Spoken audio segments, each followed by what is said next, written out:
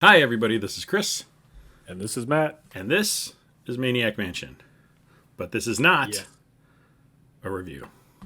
No. And now I need to check in with you, Matt, Okay, I'm here. because this game it came out in 1987. Did you Right. did you survive it? Did you survive the 80s, Matt? I gotta check. did. They're hard. They're hard on people. You Oh need to my make sure God. you're okay. You okay? Yeah, You I good? made it through the 80s. You made it through the 80s. Yeah, I barely, Okay. barely though. Okay. I was scared because I heard you might Right. not without a security blanket and a latte. I don't know what the latte factors into it, but you apparently needed a latte. I don't think people in the 80s drank lattes, did they? I don't I think don't they think the did latte either. was invented until like 1998. Yeah, we got a sassy comment, like the world's biggest badass commented it on our auto duel video. It's hilarious. It's I love it. if you want to know why we constantly bring up Auto Duel, it's because for some reason we just get the sassiest comments on Auto Duel, and so I'm never leaving that game alone. The truth though, like let's be honest, we remember every mean comment we've ever gotten. We do. We are sensitive latte blanket people, I guess. I guess maybe. I also find them hilarious. So Yeah, me too. anyway, that's what that whole routine is about. If you're joining us for the first time, welcome. We're glad you're here. We like to laugh and have a good time and talk about 20-year-old video games. We do not review video games, do we, Matt? No. We wouldn't dare to presume to review a 20-year-old video game. Also, why bother? It's 20 years old. The info's out there. This is our take on what our experience was playing it over the last month. And plus, everyone has played Maniac Mansion. Like, you're not going to tune in and learn some. Well, I don't know. Like, I did a little research. I learned some things. I learned some in things. preparation for this review. But for the most part, you know, if you've played it, you know what it is. Or if you've played any LucasArts game, like, you know what this is. It's just a different take on. Well, it's the Or it's first the first take right, on the SCUMM that. system. Yes. In fact, that's what the MM in SCUMM stands for. Really? What does the SCU stand for, Chris? I just looked it up. Oh, man. This is embarrassing. This is embarrassing. I look.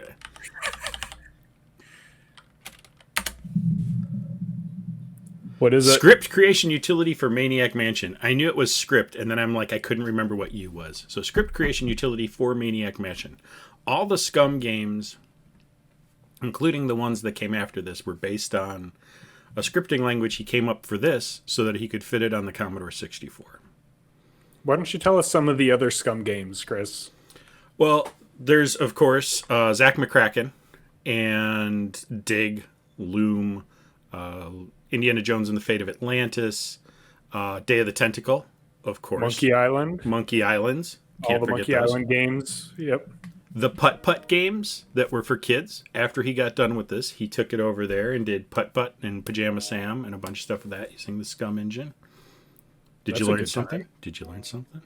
See, we're legit. We're legitimately providing a service. Yes. I hear the train coming in though. I do have a train. It's a train of Your facts. midnight train. The fact train. Get on board. Maybe that could be our new tagline. The fact train. I was debating between the fact train or it's my train of absentee ballots I've got coming in to be political. Boy, let's leave that alone. We're just going to keep moving past that. The only thing that's funnier than political jokes is COVID jokes. So let's keep it going. Right. You have any new COVID jokes for us this time, Chris? Or was last time enough? No, I mean, the problem is almost all COVID jokes are inside jokes. So it's kind of hard to come up with new stuff. I made you laugh at that. I don't want to hear about it anymore. That's a little bit funny. All right. Anyway, 1987. We're here to talk about Maniac Mansion. We'll try to stay on the tracks. Bringing it back. Call back. Thank you. You're welcome. God, the polish. Bam. Professional. All right. LucasArts. Here was my question for you. Trivia question, Hotshot. I'm ready. What year did Lucasfilm's games it was called then, Start. I believe the answer is 1985. 2. 2. Would have Wow. lost a bet myself before tonight. That is way earlier than I thought. What were they doing the 5 years between 1982 and when this thing came out? Ball Blazer and Rescue on Fractilius and a bunch of other stuff they did for other publishers. This is their first self-published game.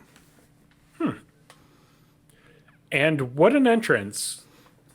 Yeah. It is. Let's start the video going. I got it going on here. It's a great entrance to the video game, and it's bold because it was really unique in its tone and the engine, the SCUMM engine, were both quite new and interesting. So I think, LucasArts was a great game company. I was thinking that like, I feel like George Lucas, for nerds, got a lot of credit out of the video game company, out of this, more than his movies almost. Because the lore we got from Star Wars games and just everything that sort of came out of that, I liked Lucas from that. Obviously, I liked the Star Wars movies, but other than that, he was part of Indiana Jones, but I really gave it to Spielberg. Other than those 3 movies, I knew him from video games. Yeah. And so the prequels were a thing. That's a thing that happened. That's a thing that you happened. just have to know about. Might have changed our views a little bit. Anyway, so they came out with this. They changed the point and click genre. I was listening to, after I got done playing it today, I went and I listened to not an autopsy, postmortem from the guy who made this. And he was talking about that what inspired him is they were like coming up with these characters and these weird scenes, and they knew they wanted to do a game with this sort of comic horror flavor. Mm-hmm. But it was, he went home for the holidays and saw his nephew playing King's Quest. And he started playing King's Quest and sort of hated the interface. And so went, I know what to do. I want to make all those into an adventure game. They make sense that way. And let's fix the interface. Yeah. And it was successful. Like the vibe of this game is really what makes it what it is, what makes it fantastic. Mm-hmm. And I'm sure we'll talk about some of the issues with it. Yeah. And there's aspects of it that aren't great, but this like horror, teen horror kind of sci-fi vibe is really what made this special and what made people remember it. Yeah. I would say that. It's definitely the theme and the flavor that it has this PG-13-ish comedy horror thing going for it, that nothing really feels scary, but it definitely isn't meant to be like fluffy. Does that make sense? It's this weird. It has an edge. Yeah. It has an edge, but everything's so cartoony you never feel threatened by the edge. Right. Right. So this came out for a lot of systems too, Mm-hmm. and this, I think you're playing the DOS version, but you're playing like the EGA DOS version. Is that right? I no longer know. Okay. So That's fine. what happened is I got it on the Steam version, and you can change the graphics in there. Mm-hmm. And I messed around with the graphics, and I got myself very confused as to what setting I have it on. Because I have it on VGA quality, which improved it, but the colors feel Commodore, and the sprites look Commodore. So I'm wondering if I'm playing some take on the Commodore's graphics in VGA settings in the SCUMM engine. Yeah. Does that make sense? Yeah, no, that makes total sense. Mine looked similar from like a resolution standpoint, but the colors, it was a little more detailed. The colors were a little better. But this came out for Commodore, Apple, PC, Amiga, Atari, and then it came out for the Nintendo. Yeah, that was my big surprise. Was coming out for the Nintendo, the NES.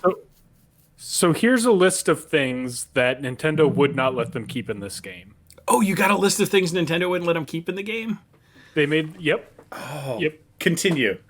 They made them remove the video game in the video game lounge called Thrill Kill, and what the team proposed switching it to was Muff Diver. And I don't know why they thought that was better. I got a tuna head story for you when you're done. Continue. Yeah, they ended up changing it to I think Tuna Diver or something. Okay. They made them remove the reclining nude statue that you see right through the big security door. They wouldn't let them do it unless they did something with covering the genital area. But they were like, if these people are seeing like obscene things here, no matter what we do with this thing's genital area, they're going to freak out. So they just took it out. Yeah. So that statue's not there. There's 2 posters in Dead Cousin Ted's room. Mm-hmm. There's like a pinup calendar and like a sexy mummy. Mm-hmm. And they just got rid of both of those. They're like, Nintendo's not going to let us do that.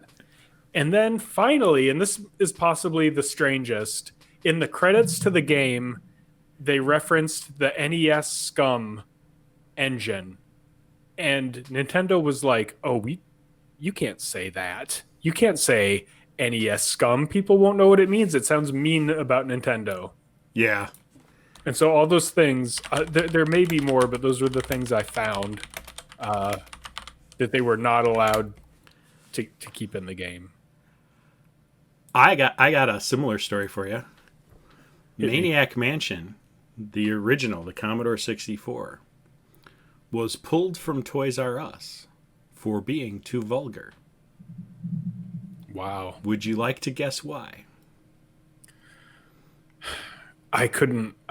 Was it Nurse Edna? Nope. What was it? I'll give you a hint. Well, I once I give the hint, it won't matter because then you definitely won't get it. It's not even in the game. There were a list of words on the back of the box, and one of the words was lust. And some parent wrote in saying that how could lust be on the box for this game? And so Toys R Us pulled it, and they had to repackage all of them without the word lust on it. And so the new versions of the game came without lust. So if you're somebody who has lust on the back of your Maniac Mansion box, congrats, you got one of the rare lust boxes. Yeah. I lust Send after your lust box. Yeah, we will lust after it. Lust after it. The tuna head thing. Go. Yeah, tell me about that. Okay, so he calls people tuna head because originally the line was, don't be a shithead. Mm-hmm. And LucasArts is like, you can't swear in a Lucas game. Just, we're not going to let you swear in a Lucas game. And he told the story like he was all upset and indignant. He's like, you're ruining my art, and I can't believe you dare trample my vision, and the guy's like, finally he's like, okay, tell you what, you tell me, you go have a good hard think as to why shit is the only word you can use there, why you have to use that word, and if you come back to me with a good reason, we'll put it in. Why your artistic integrity is wrapped up in this word. Come back to me and explain it. And they came back and they're like, what if we just, went with tuna? Like, they couldn't come up with a reason. I think there's a joke there because they renamed Kill Thrill to Tuna Diver. So yeah. I think they just went through and replaced all the words that they had trouble with tuna. That's fantastic. Yep. I hope that's the case. Yeah, it sounds like that's the case. Anytime they're like, fine, it's tuna. Just done. Yep. And it's the sort of thing we would do. So I'm proud of them for that. Yeah. Yeah, that's surprising. Well, we really did our homework on this thing. Kind of did our homework on this one. The other thing I got out of watching the postmortem, he mentioned a bunch of B horror movies that I saw a reference to in here. The one I didn't hear him reference, and it's the one that it most closely reminds me of, is Rocky Horror. I know that's not really a horror movie, but this to me is so Rocky Horror Picture Show with other stuff. Definitely. Yeah, it has the same feel. It's kind of like Rocky Horror meets Texas Chainsaw Massacre, because you got this freaky, like, kind of gross family, Mm-hmm. and this kind of like Teen comedy drama. horror thing. Yeah. Yeah. Yeah, that's interesting. But that wasn't one of Do the you ones they remember mentioned. So, do you remember which ones they did mention? uh, Texas Chainsaw Massacre, obviously. Little Shop of Oh, Horrors, because there's a great. plant a little bit later in. Yep. Friday the 13th and Nightmare Hmm. on Elm Street, I want to say. Maybe not that one. Maybe that one. Maybe I'm just thinking of that one. But Friday the 13th was one they mentioned. So yeah, a few. They just liked horror movies and wanted to do that, but also have that teen horror movie, but maybe soften it a little. And then, yeah, came up with a bunch of kids and a bunch of things to put them in, and then put them in the game, and off it went. Yep. The big thing that changed this game is what you're watching me do around the bottom right now, which is click on words rather than type them in. Right. You're constructing sentences as you go, using things on the screen, things in your inventory, and kind of the sets of verbs that they give you. Yeah, because his thing was, he's like, supposedly you have all these words and all these things it knows, but really there's only like 5 verbs in any of these text games that are used or matter, and the rest of it is guess what I'm thinking of. Is that a bush? Is it a shrub? Is it a bramble? Is it you got to type the whole brush word in, brushwood? What is the developer thinking of on that word? Right. I get it. How do you feel about that though? Like, do you prefer this or do you prefer a parser? I think I prefer this. It relies heavily on the what is button, though. At several points in the game. I think in later versions of this engine, they started to just let you mouse over and it would pop up. So I found that, like, pattern of having to what is and then mouse around, find stuff, assemble sentences with it. It gets a little tedious, but overall, I think it's I think it's a better experience for this kind of game than a parser. I have really mixed feelings. That's why I wanted you to go first on that, because I agree with him on the, like, there's only these verbs in a game, you know. And if you're gonna turn to a mouse interface, this is the way. You got to have somewhere to click to get those words in. Right. But I like the mystery of maybe there's a word I don't know about. Like, one of the things I really liked about the Ultima game was other. Where you learn about bribing cards, you learn about inserting cards, you learn about praying in the circle. There are commands that you aren't given in the manual or at the start. You learn through playing the game.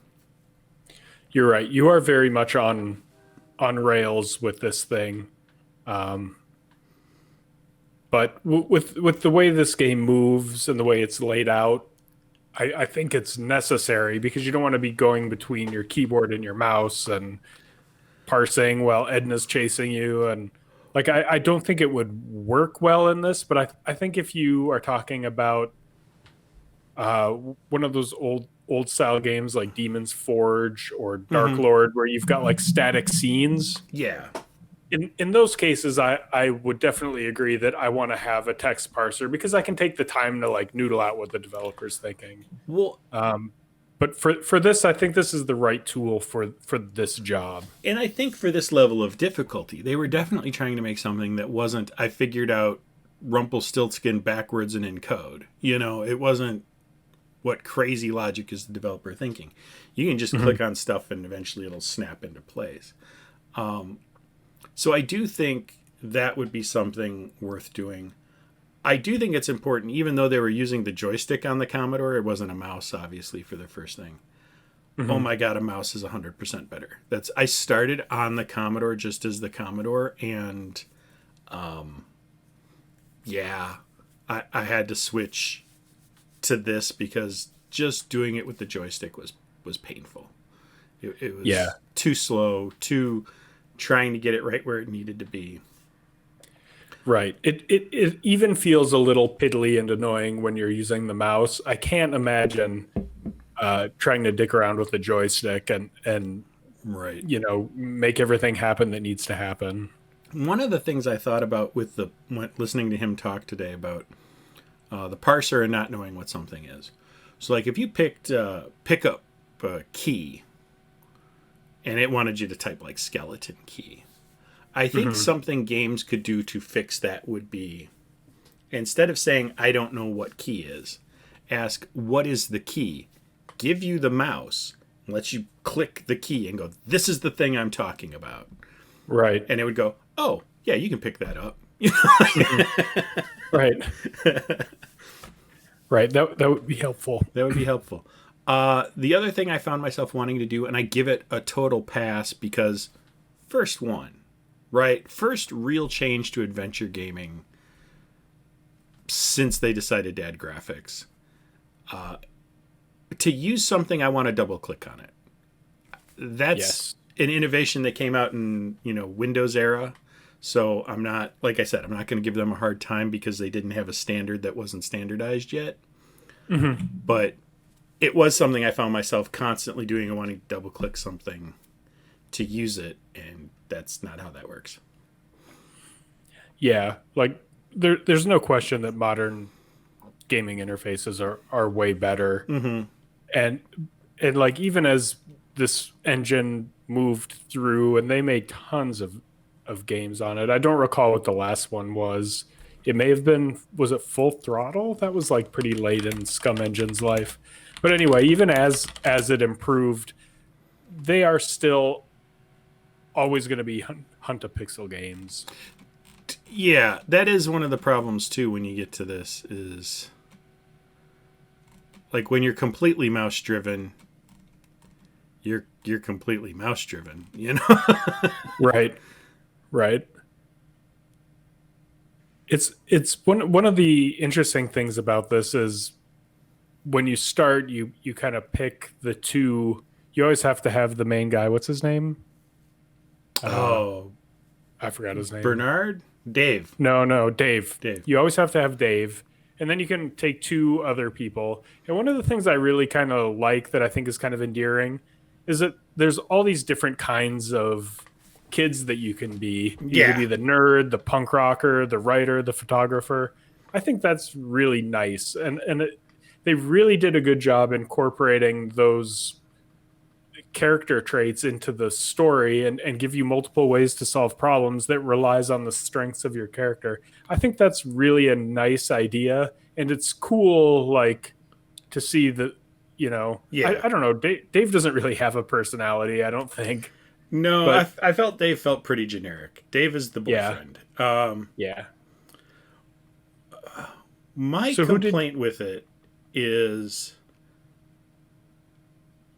separating the party feels tedious most of the time. I would have rather had a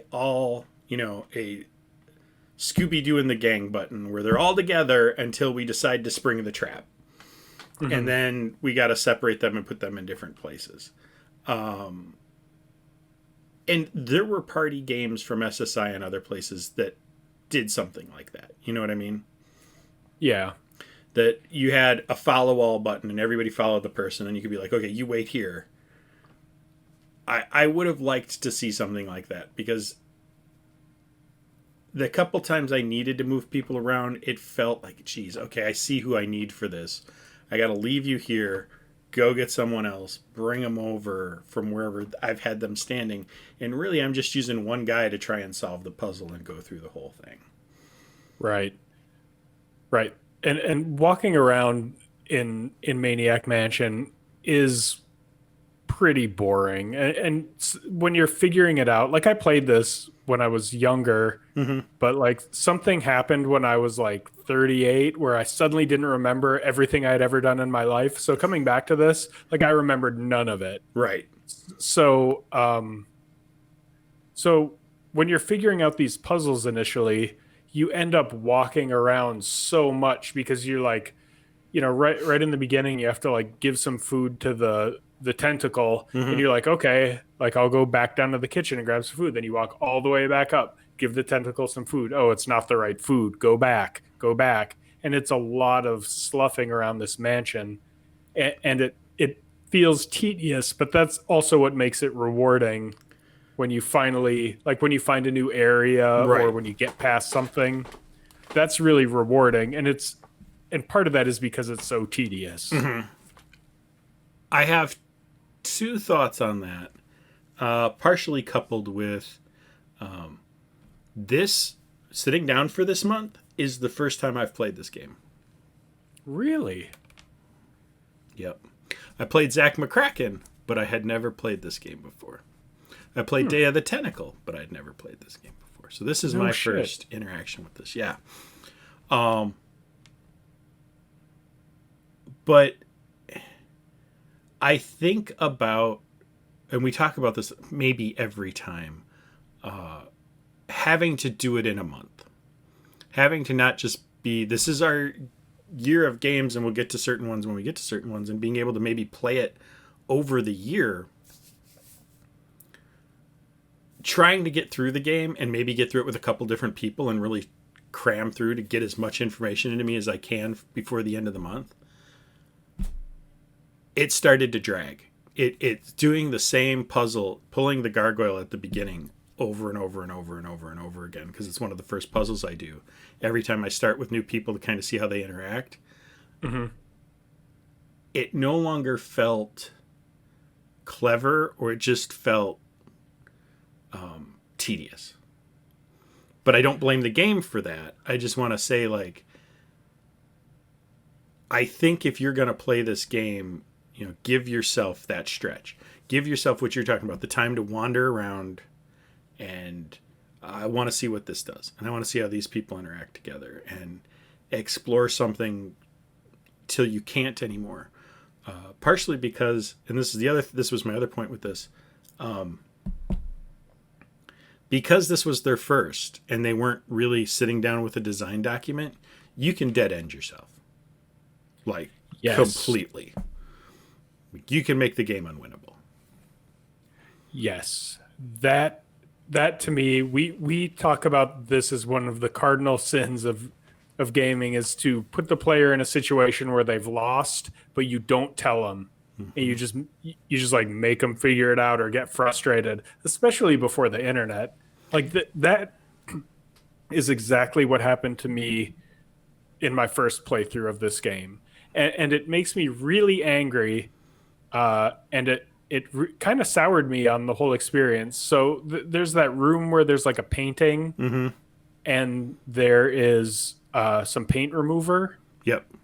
and you pick up the paint remover, and I don't think it's a huge, crazy logical leap to say use the paint remover on the painting. Right. That to me is a very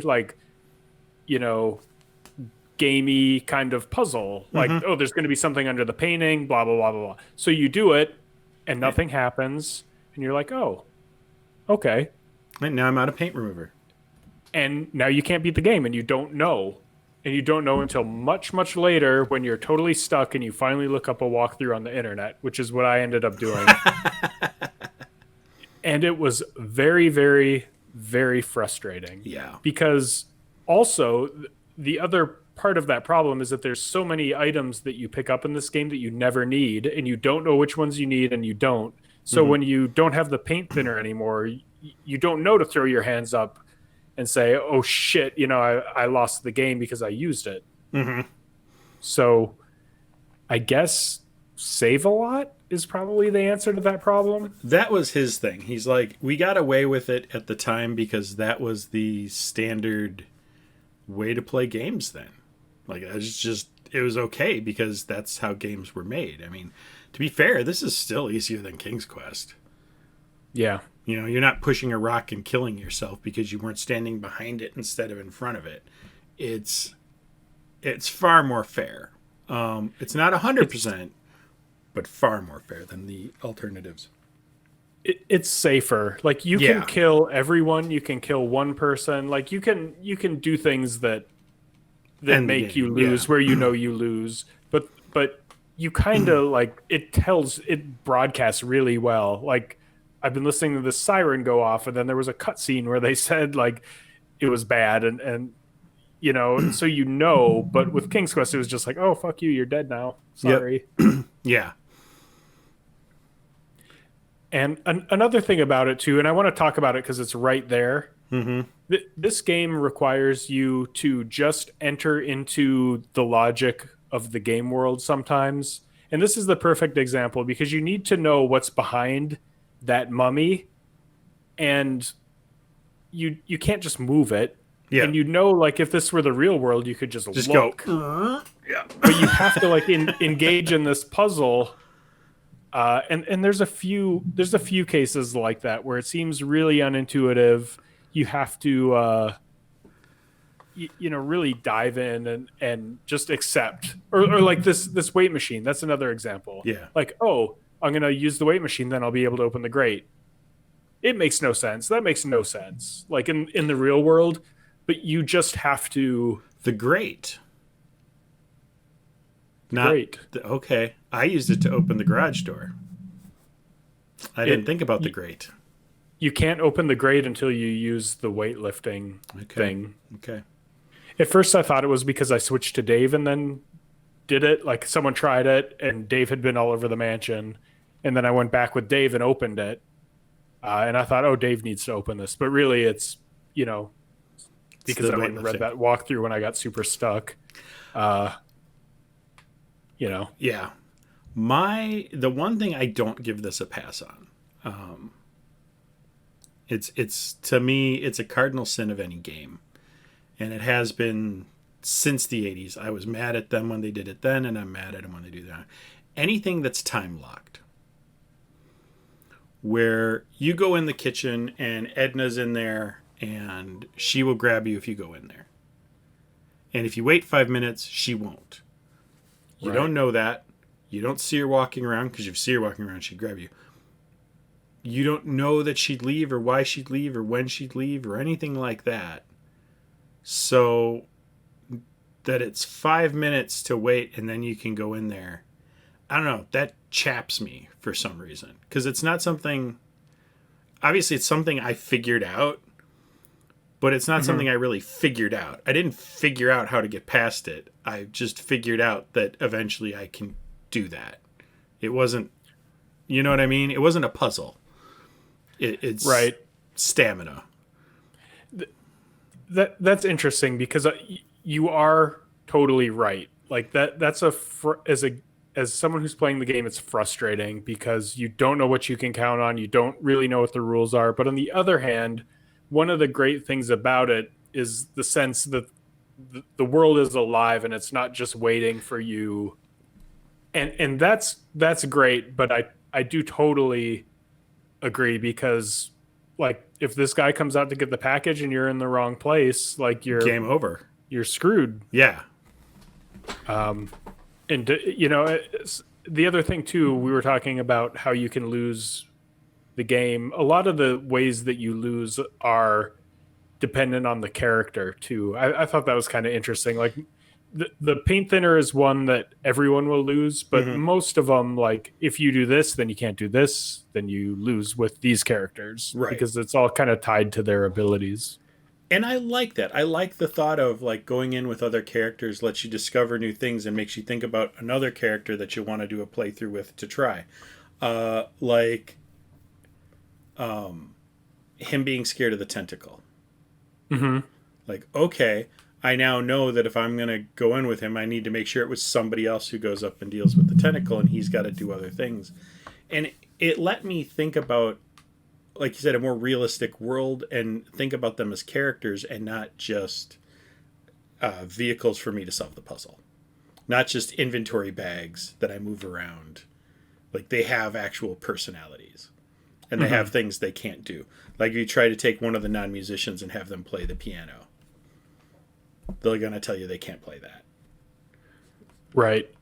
And that's like when you find the manuscript, you're like, oh yeah, there's the author character. Like I wish I had them. Yeah. But that leads me to a question. So do you think the intent of the designers was that you play this over and over again with different characters, or do you think it was, you just choose who you identify with and you get through it and then you're done with it? Having heard one talk today, they didn't have an intent. They Really? were equally impressed that people would come up with dream teams of their favorite characters. Other people would try to play all of them and mix and match and really get interesting combinations and stories.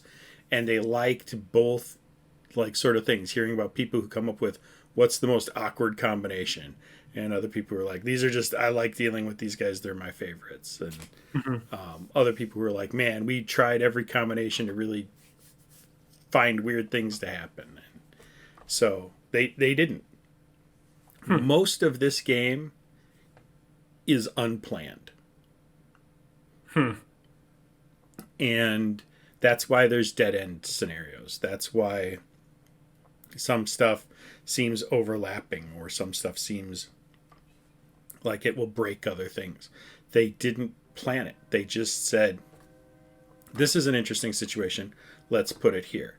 This is an interesting situation, let's put it here. And then made sure you could win with each of the characters, and we're like, okay, good enough. And then went on with their day. And later, as the game was out and getting played, they're like, oh yeah, that's not going to work. Right. They had transparencies where, like, this item would fit with these things, and they'd put them over each other to try and figure out what combinations of stuff, when they were designing the game, would work, because that's kind of what they had back in 1986, 87, to make it work. And it just it was very large and very convoluted, and they changed their design patterns for the next game specifically because this one did well, but they realized, we can't make another game like this. The next one has to make sense. It has to, work. Yeah. Yeah. The fact that it's relatively non-linear too is interesting, especially when they set you up to lose sometimes. Like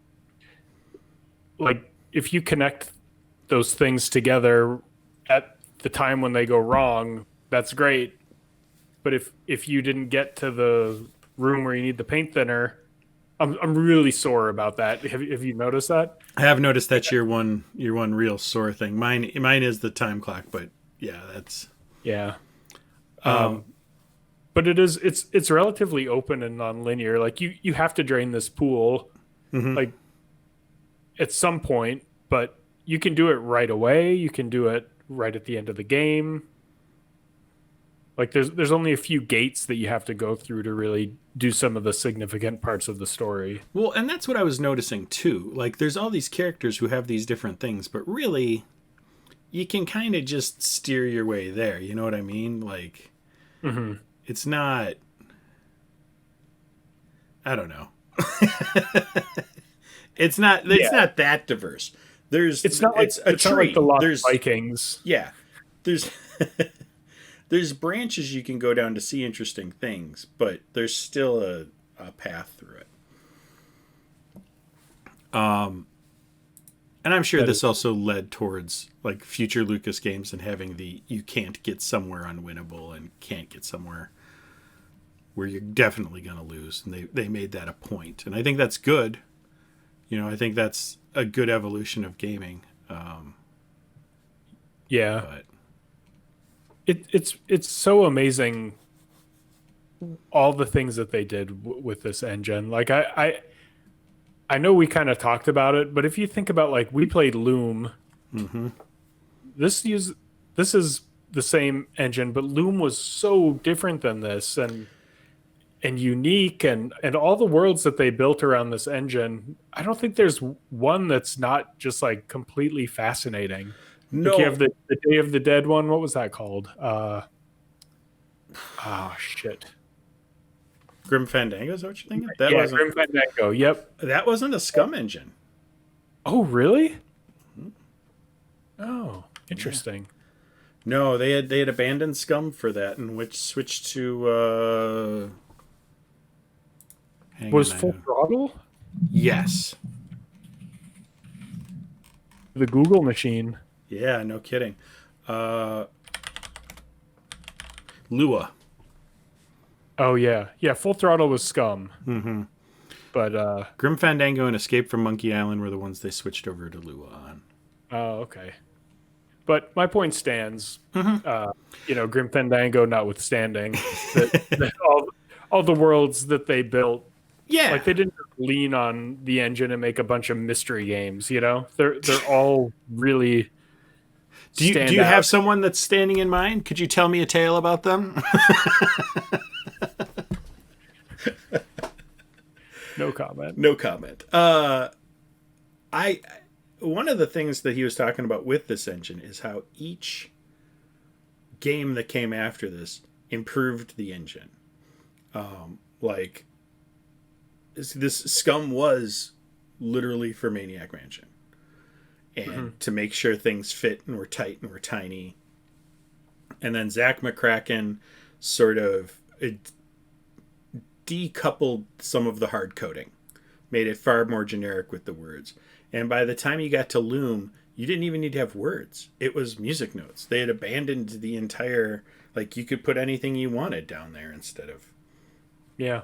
stuff. And just everything didn't just, it wasn't a game in the engine. It pushed the engine forward with it. And I think that's really, really cool. Yeah. It's nice to see that. And I want to go back to sort of the beginning with LucasArts. That's the thing I've always given them a lot of respect for, and as game developers, is they never rested on a tool. They were constantly honing it and improving it and adding to the worlds and the tools and the everything else they came out with. They were just a fantastic company. And now all they are is just like a placeholder so Disney doesn't lose the rights to these, which is just sad. Yeah. That is really sad. Because it's a type of game creation you really only see at best in the indie market now. And even then, they just don't have the money or tools to do some of the things that these guys do, that just pushing things, changing things, and everything. But we've also talked about like genres. By the time we got to 2000, there really aren't any new genres. But between the 80s and 1995, there was a new genre like every year, every other year. There's a new genre of video game. And so there's only so much you can do. That's just me lamenting, feeling old for a second. Yeah. Well, Yeah, what you gonna do? it's the nature of playing these old games, I think, is to feel somewhat old. But it's fine.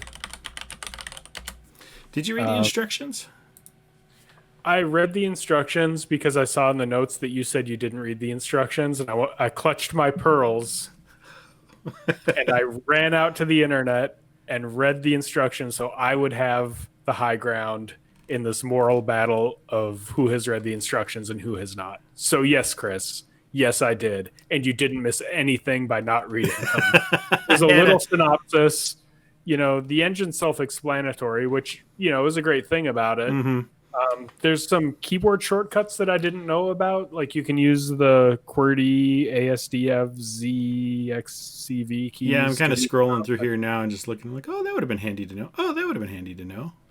But nothing you need to play the game, and no like world, origin style world building where there's like 4 books of backstory and a comic book and a map, So, yeah, you didn't miss much. Okay.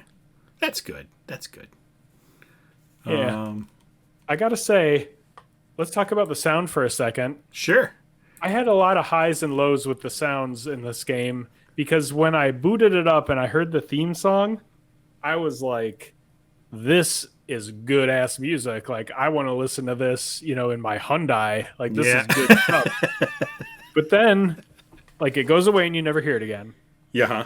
And then they kind of use sound in this like punctuating way Yeah. where it's important, it adds some richness, but then you shut off the fucking water valve and it like blares in your ear for like 4 minutes, and that drove me nuts. And after that I was like, I don't know how I feel about the sound design in Maniac Mansion anymore. Like I have no idea. I think it was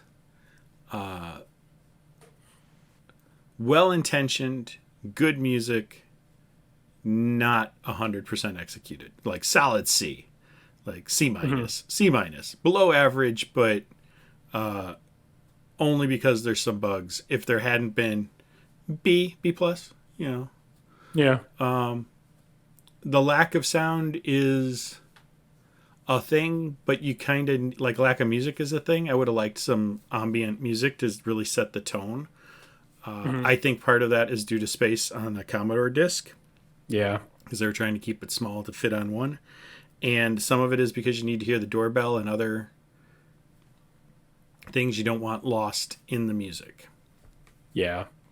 Yeah, it needed some theremin. Yeah. Like that would have been the shit if there was some theremin music in here. Right.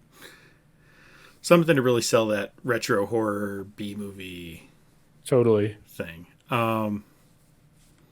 So that was your highs and lows for music. Highs and lows in general?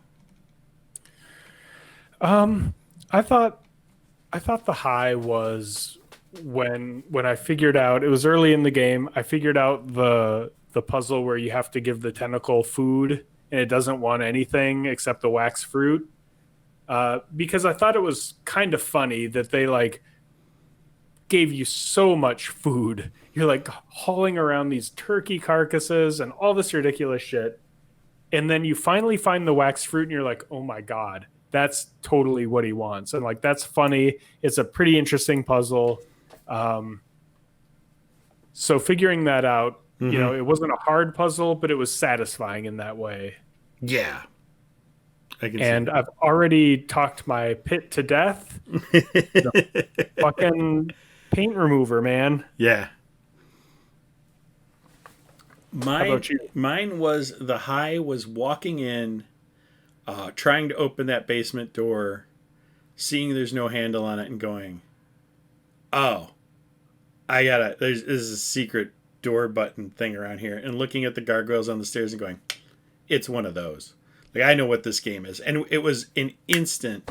You pull one of those, like I just knew it before, and I felt like, "Oh, this is going to be fun. I can really." Kind of get into that. My low is I've already said as well. It's the time lock thing. Learning that you don't have to. I would have liked you have to lure her out of the kitchen. You have to, do something to distract her or get her away. I wanted it to be a puzzle, not just a. If you wait long enough, you can go there now. Yeah. I don't feel like it built world for me. I didn't know it was possible to get through this game without getting caught and put in the dungeon. I thought that was like a mandatory part of the game. And so like if you take that out, you can get through this game with two characters because once you get caught, one person is, for the majority of the game in the dungeon. Yeah. Or maybe not the majority because it's kind of open-ended, but yeah. And that goes back to I wish it was a party system. Because why do I have all of them? I mean, I know I need them to do certain things, and that's interesting, but I'm not seeing them stand somewhere else. You know what I mean? It's not like I've got 3 webcams up and I'm like security camera following them. Right. I only have one person on the screen at a time. I'm only playing one person at a time. All you're doing is making me have to drag people to each other with the tool that they'd got from their other place that if you just let us. Now, exceptions. That gargoyle opening the door thing. Absolutely you need to split the party for that. Right. But otherwise, no? Like, Right. There's a few times where you need coordination. There's a few times when you have to do things in a really timely manner that's quite difficult, I Mm-hmm. found. Like I had a hard time doing, getting them to do the things uh, fast enough because, and it's not that it's hard, it's just that I didn't expect it to, because it seems like a real gutsy move in this engine to make me do anything quickly. It can be. And that's where I think some of it is success by failure. You have to screw it up, learn what happened, and then go back to a previous save, set everybody up for optimal situations, and then do it. Like the package. You have to have somebody waiting outside. Which, Right. why would you do that?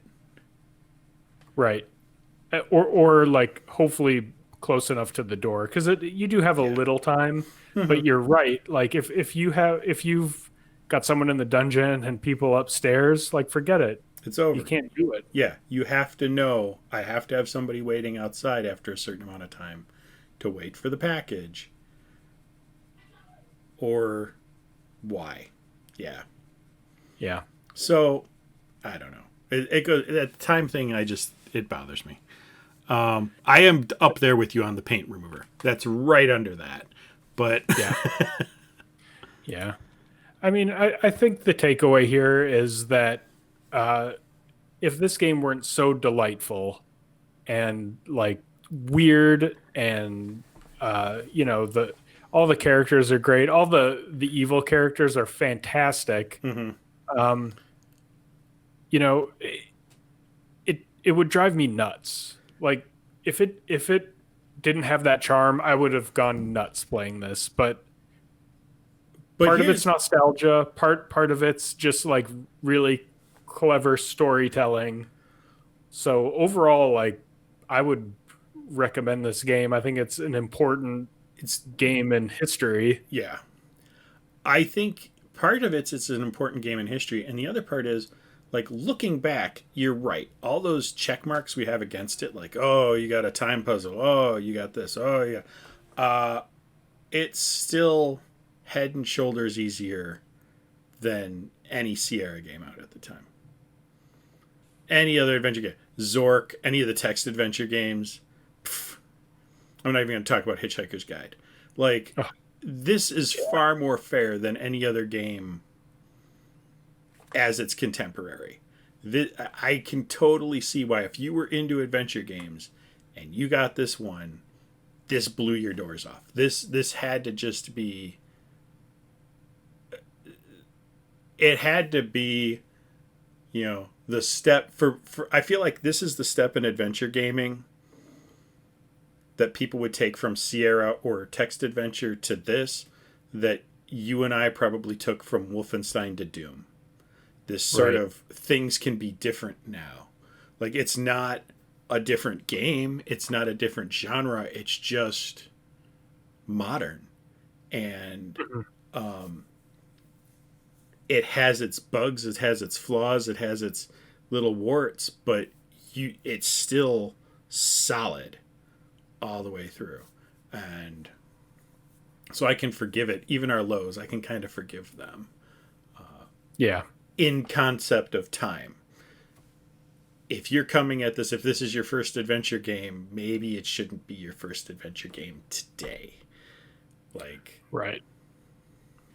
It, and if you're very, very easily offended, get it on your Nintendo. yeah, If you you found don't be a this, lusty tuna head. if you found this too titillating, this whole conversation, like Oh, definitely the get your vapors. Nintendo out. The vapors. Yeah, I think that's all I have about it. That's all I have about it too. I don't have much else about it. So I will turn that off. Turn this on. Transition. We'll talk about our short game again. Airborne Ranger. Have you tried it yet? Yep, I've been playing a little Airborne Ranger here and there. It's a game. It's a game. Yeah, yeah. Microprose.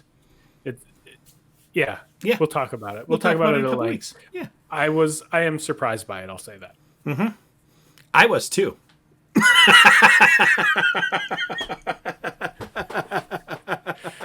I'll say that. And I'm the one who was like, hey, I remember this. Yay. I was surprised by it too. Oh, shit. Here we go with another road combat game. Once a year, baby. Someone's gonna call me a pussy in the comments if I don't like it and hurt my feelings. Hurt your feelings, baby. With the cartoon penguin avatar. And all right, enough. Sorry, it's okay. We don't need to get specific. It's SSI. It's car combat. It's Mad Max. Shit. It's gonna be great. It's gonna be a great time. This should be checking all the boxes. The one thing I'm gonna just stop you on right now with it. Don't even bother with the DOS version. Really? The graphics are horrendous. I'm going to try and find an ST or Amiga version for myself. I highly recommend you do the same. It does come out with a bunch of different things, so maybe if you want to feel Commodore or something, I know it's on like a ton of systems, but yeah, I remember playing this on DOS back in the day, and the EGA is just painful. EGA, man. Yeah. I'll also warn you, it's turn-based. So if you're expecting high action, kind of not. I am not. No. I think I am bolstered by the fact that it's turn-based. Yeah. I don't think I can handle another anemic car fighting game. Yeah, we've just been having bad luck with them, but hopefully this will be the one that turns the corner, so to speak. Yep. Good. All right. Anything else before we sign out? No, thank you all for joining us and commenting, even if it's mean. We love you. We want to hear. We want you guys to play these games. We want to hear your takes on it. Again, it's not a review; it's a book club. So join the next ones. Give us your point of views, especially if you disagree, and we'll go from there. Yeah. All right. I'm gonna shut us down then, everybody. Bye. All right. Thanks. Bye. Big thank you to all of you watching, sharing, liking, subscribing, suggesting games, commenting on our videos, or supporting us on Patreon. We appreciate all of your support and look forward to sharing many more videos with you. Thank you again.